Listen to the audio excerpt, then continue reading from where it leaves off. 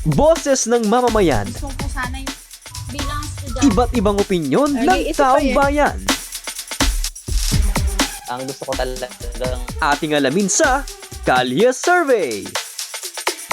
Siyempre, ang tatay ko dahil siyang tumatayong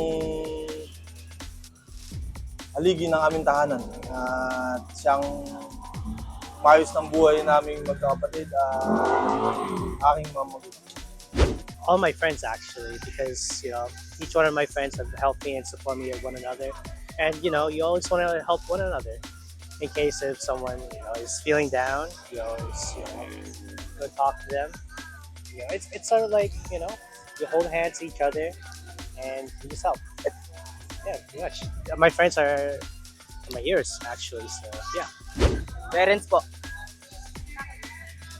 Sila tinataguyod po nila yung pag-aaral ko at yung pangangailangan ko sa araw-araw.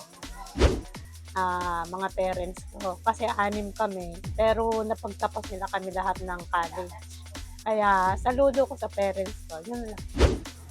Yung tatay ko. Kasi halos lahat kami na pag-aral niya.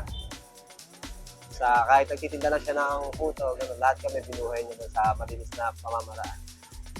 Kaya ang bayani sa amin ay tatay ko. Yung turi ko sa akin is yung magulang ko po, yung mother ko na OFW.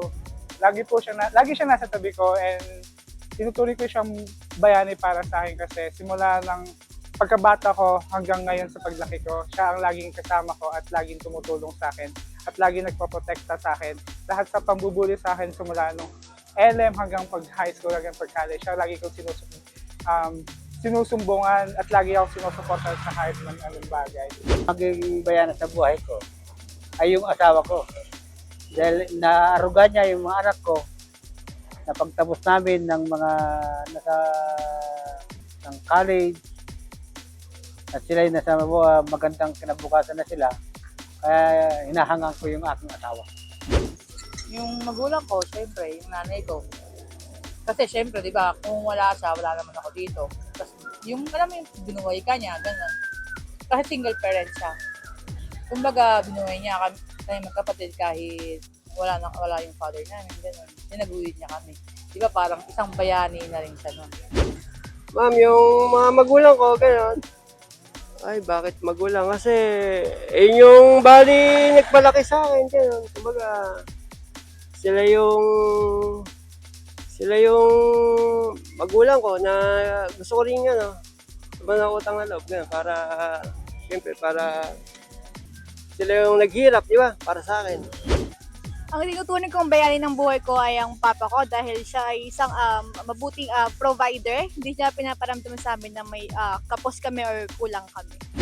Boses ng mamamayan, Gusto ko sana yung bilang estudyante. iba't ibang opinyon ng taong bayan.